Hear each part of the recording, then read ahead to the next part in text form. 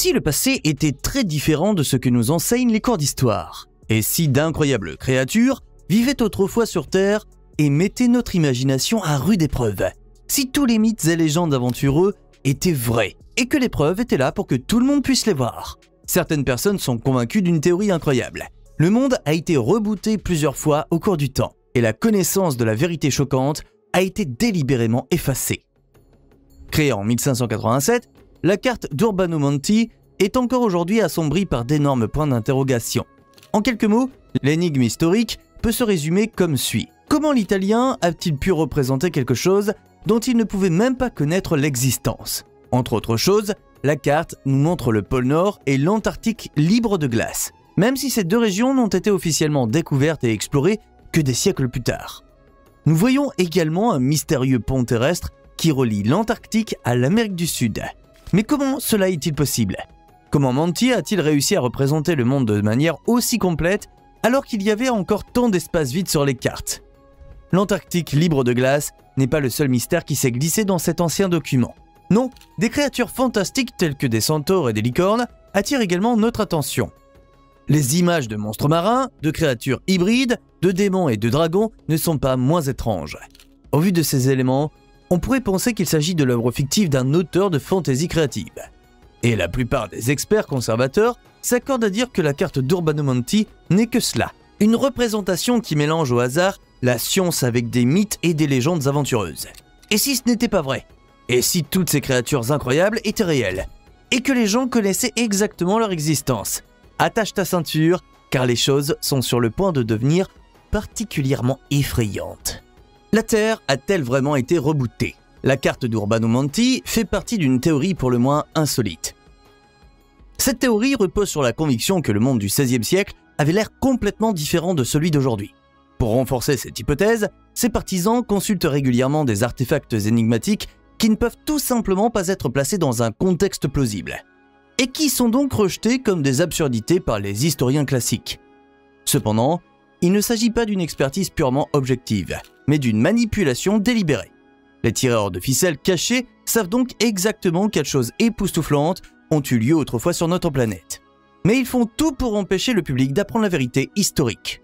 Mais pour comprendre cette vérité, il faudrait d'abord abandonner un concept qui est en fait considéré comme sacro-saint. Notre compréhension du temps et de l'histoire n'a rien à voir avec la réalité. Par exemple, la théorie très controversée du reboot affirme qu'avant l'ère coloniale, un événement drastique a eu lieu qui a littéralement réinitialisé la Terre. La planète a été ravagée par quelque chose de très puissant, soit des extraterrestres, soit une civilisation avancée de haute technologie. L'Australie a été littéralement brûlée et transformée en un désert aride. Et la même chose se serait produite au Sahara et en Antarctique. Mais un hiver nucléaire plus tard, le pôle Sud s'est retrouvé sous une énorme couche de glace.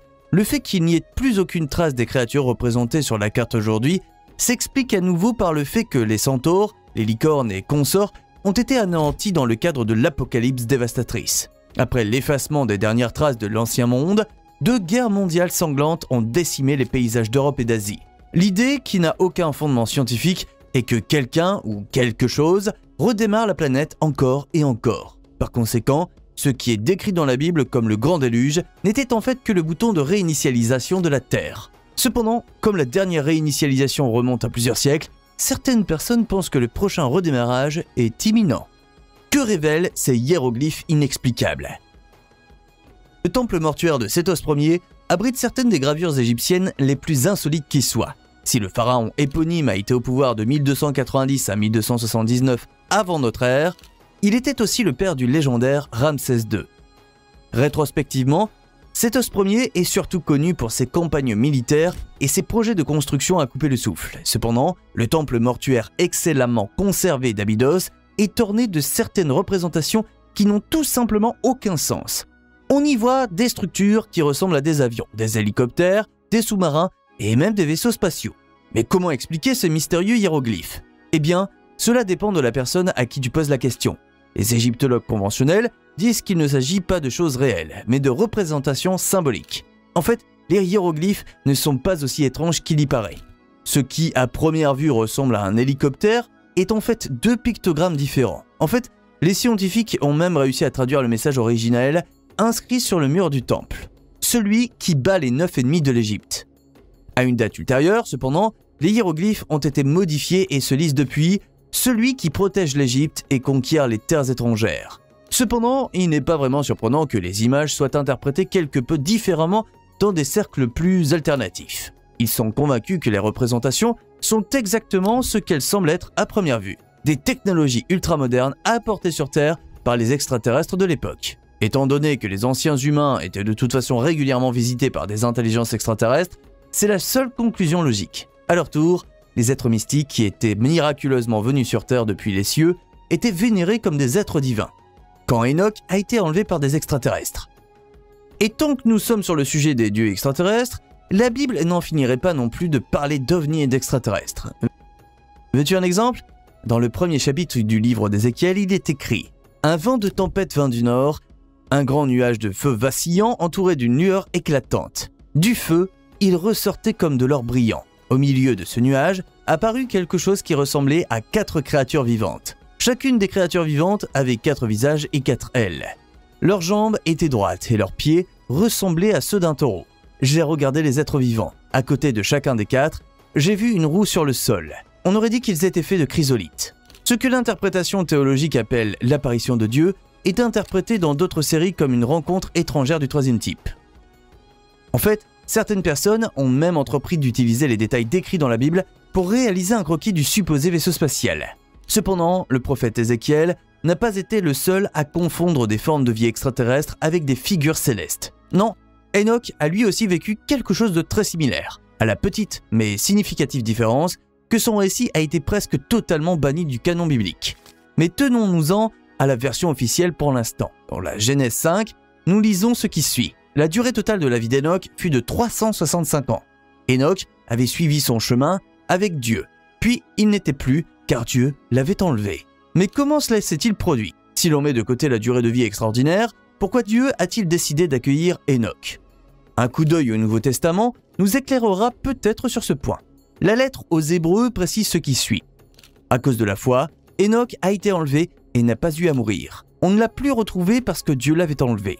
Avant l'enlèvement, il a reçu le témoignage qu'il plaisait à Dieu. Voilà, et c'est en gros tout. En dehors de quelques autres mentions qui ne révèlent rien sur l'histoire réelle d'Enoch, les Saintes Écritures ne nous fournissent aucune autre information.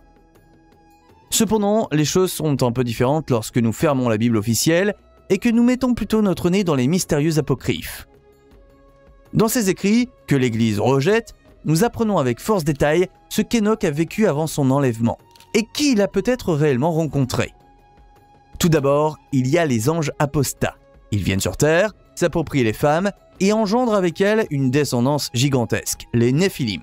Cependant, comme ils provoquent un chaos sanglant sur la Terre, Dieu décide d'anéantir les géants par un violent déluge et de jeter les anges dans un étang de feu le jour du jugement dernier. Mais lorsque les anges apprennent leur sort, ils demandent à Enoch d'implorer la miséricorde de Dieu en leur faveur. Cependant, le Créateur s'en tient à sa décision et c'est à nouveau à Enoch qu'il revient de transmettre le message. Au cours de son voyage ultérieur au paradis, le personnage biblique reçoit un aperçu complet des 7 cieux.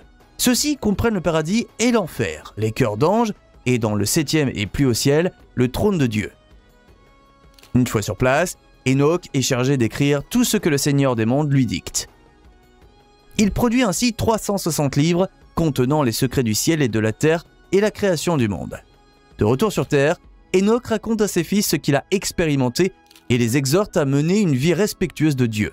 Finalement, le messager divin est emporté au plus haut des cieux et on ne le revoit plus jamais. Mais pourquoi certaines personnes associent-elles l'histoire d'Enoch aux extraterrestres? Eh bien, tout simplement, ce qui est décrit dans les livres d'Enoch comme l'enlèvement était en fait un enlèvement par des extraterrestres. C'est exact, les prétendus anges n'étaient rien d'autre que des extraterrestres. Et les 7 cieux qu'Enoch a vus étaient les impressions qu'il a reçues pendant le vol avec le vaisseau spatial. Le ciel le plus élevé incarnait donc la planète d'origine des êtres extraterrestres, tandis que Dieu était le commandant en chef de la flotte d'OVNI. Tu aimes découvrir les théories les plus passionnantes sur le passé? Alors qu'est-ce que tu attends? Appuie sur s'abonner et ne manque plus jamais une nouvelle vidéo.